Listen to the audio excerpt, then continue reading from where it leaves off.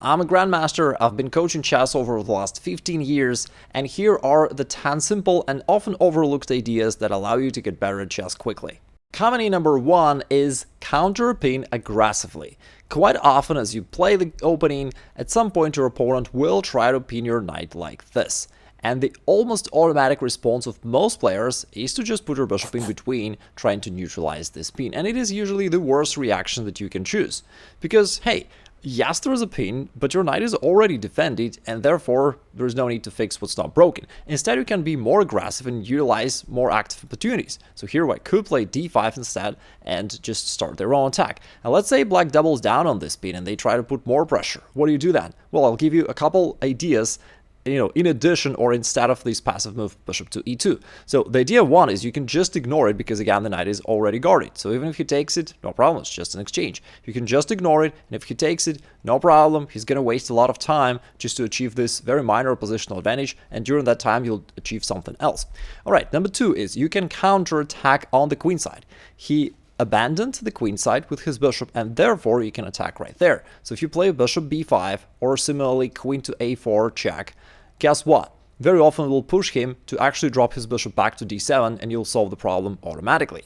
Finally, you can consider a sacrifice. This way you let him grab your queen, but you start your own counterattack. And in this case, Black has nothing to do but to give up the queen back, and then you end up with extra material and you win the game.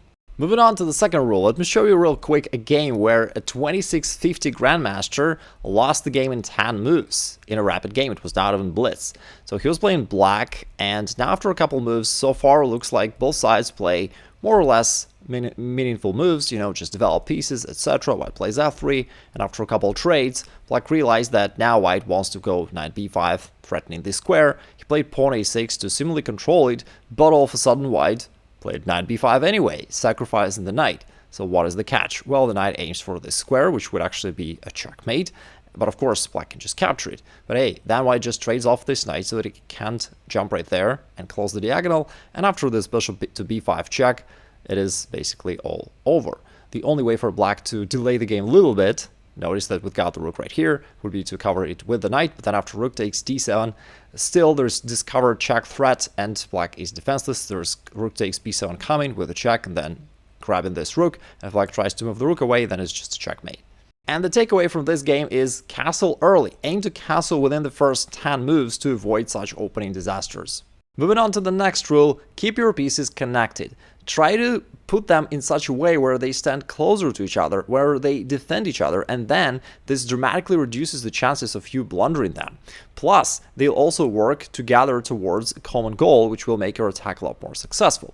Now, here's what I'm talking about. I just randomly picked a game between two amateur players, and it already illustrates the point perfectly well. If you look at the white position, there is this rook on a1, which is not guarded by any other piece of white. Of course, you may be saying, well, it's not attacked. Yes, but that's not the point. The point is to keep your pieces harmonious so that they all work together. Also, this knight on b1 is standing in the way of a rook. It can't operate because of that, and the knight has nowhere to go to, right? It's also blocked out. Plus, it's also unclear, like, what do you really want to do here? So if you want to coordinate white's pieces, what would you need to do here? Well, from my perspective, you'd probably wish to develop this knight so that the rooks also start guarding each other. Now, you'd wish to develop the knight probably right here, because otherwise these two pawns are close in the way. So you could move the queen somewhere here. Then after, let's say, I'll just play a random move for black, you bring the knight right here, and now your position is much more harmonious. Look at how your pieces are standing close to each other, supporting each other. These two rooks are also supporting each other, and your position becomes a lot better. The very same idea can be applied to black. In the game where I didn't know this, they played bishop b3, pursuing some other idea.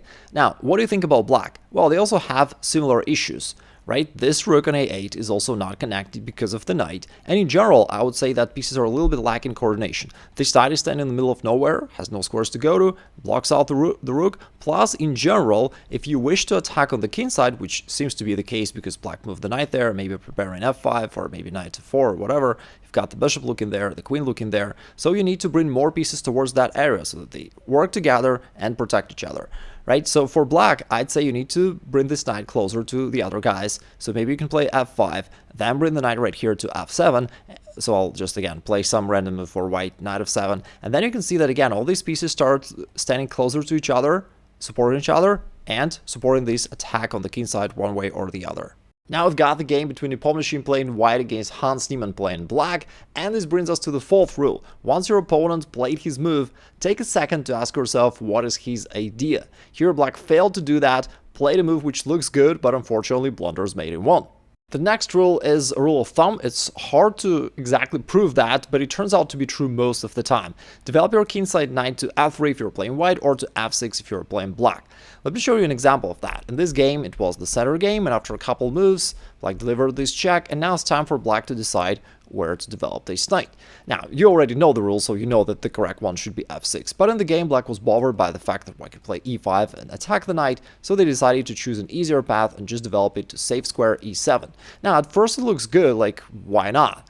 But then, think about this situation. White played queen g3, and after black castled kingside to also guard this pawn, white started h4, starting this kingside attack.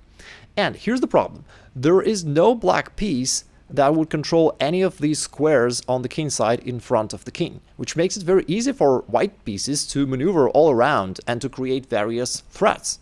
Now, let's magically change this position and just reroute the knight to f6 and see the difference. If we imagine the knight standing right here, then first of all the knight controls this square itself where it stands. It also guards this pawn on h7, it controls a couple squares in front of the casting and also this square just in case. Therefore, all that makes it a lot harder for white to easily maneuver on the king side and create threats.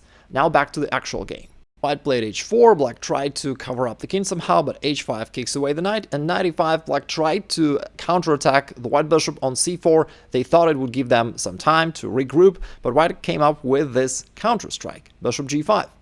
Now this pawn cannot move because it's pinned down to the king, therefore the queen needs to move away, but then bishop to f6 is yet another unpleasant surprise for black.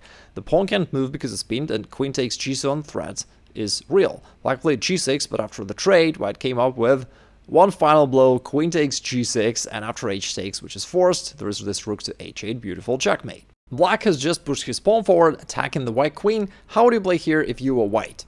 I'm pretty sure that a lot of players would notice that there is this weakness along these squares, and they would probably play queen to h6, threatening mate in 1 on the next turn.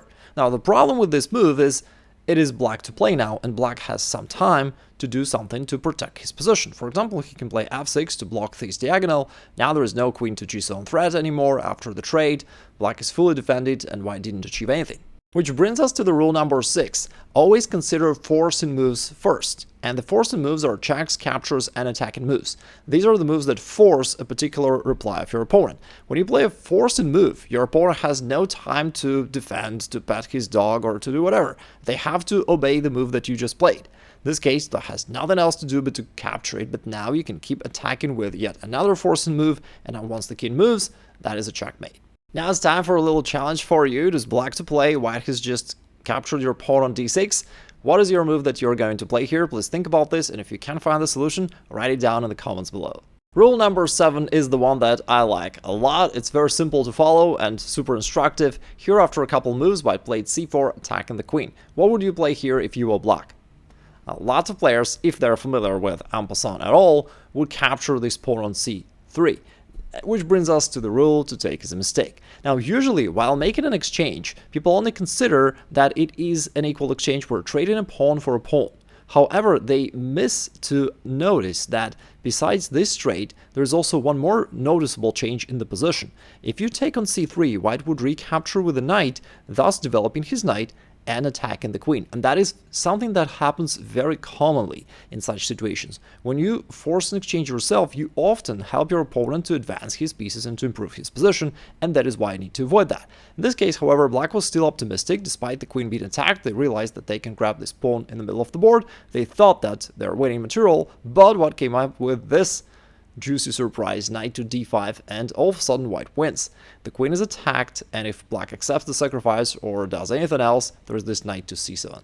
Rule number 8, if you can attack, do it. Usually in chess you have a choice from a wide range of moves, such as in this position. What could you play as white? Well, a whole lot of moves. For example, you can just play d3 and then develop somehow, and it would be a normal game of chess. Well, then I can go there somewhere here, right? But what if instead you try to play a more aggressive move, such as pawn to c3? That move would be a lot better for a couple reasons. When you attack, you actually hit 2 birds, even 3 birds with 1 pawn. So first off, you improve your position. If black captures right here on c3, that allows you to develop your knight, which is good for you. Secondly, you also worsen your opponent's position. In this case, we're taking away this most active pawn of black, which is bad for him. And finally, you're also utilizing the power of a forced move. Your opponent does not have time to do whatever they want, but they have to respond to your move, which is, again, great for you. That is why attacking moves are the best. Now, after this trade, you could bring the knight out. After knight f6, again, what would you play here? Now, of course, you can just play d4, which is a fine move, but if you ask yourself, can I attack straight away, you can find the move queen b3, which creates a direct threat to his pawn and to his king. Now black has to play some awkward move of the queen, but after that you can still play d4, but now he can't get his bishop out, it's blocked, and if he plays g6, it takes longer, and now bishop g5 is already very unpleasant, creates the spin, threatens knight to d5, and even if they try to play h6 to kick out your bishop, you can once again follow the very same rule, play the attacking move, and black is done. Alright, attacking moves are the best, but what if you don't have any? This brings us to the rule number 9, use pawn breaks. In this case, it was a game of Fischer, and white is clearly standing better, they've got more space, this monstrous knight on d5, they're putting pressure, but nevertheless it's hard to break through. And what Fischer did is, he played rook a1. Now, why such a strange move? Is he already setting it up for the next game? Not really, he prepared this pawn break a4. This undermines black's pawn chain on the queen side, and after this, we opened up some lines. Now our rook is getting active, we have some targets, we can double up against this target in the future, and after that, it's virtually impossible for black to hold it. There's one more concept about pawns which can make a big difference. Think about this position, it is white to play. How would you play here if you were white? There are plenty of moves which would make sense. You can develop a knight or a bishop, you can develop a rook, move the queen somewhere, play h3, whatever.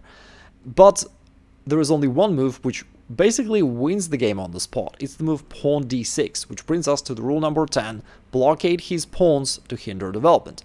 After the trade, you may be thinking, hey, how can it win the game? This knight can easily run away.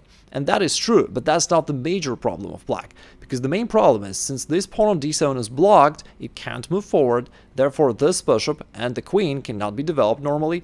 Since the bishop cannot be developed out of here, the rook can also not be developed, and black is kind of stuck altogether. They just can't do anything. If you try to continue the game for a couple more moves, let's say we go bishop g5 to hit the queen, and then we play knight c3, black is kind of running out of moves, you know, because this pawn can't move, the queen can't really move, why would just take this, the bishop can't, the rook can't, black just can't do anything. That's how strong this concept is. Just by blockading this little pawn on d7, you basically achieved a totally winning game. And if you're thinking all these rules are helpful, but how do I put them together in a single system that I can actually apply in my games, then check out this free masterclass and it's gonna help.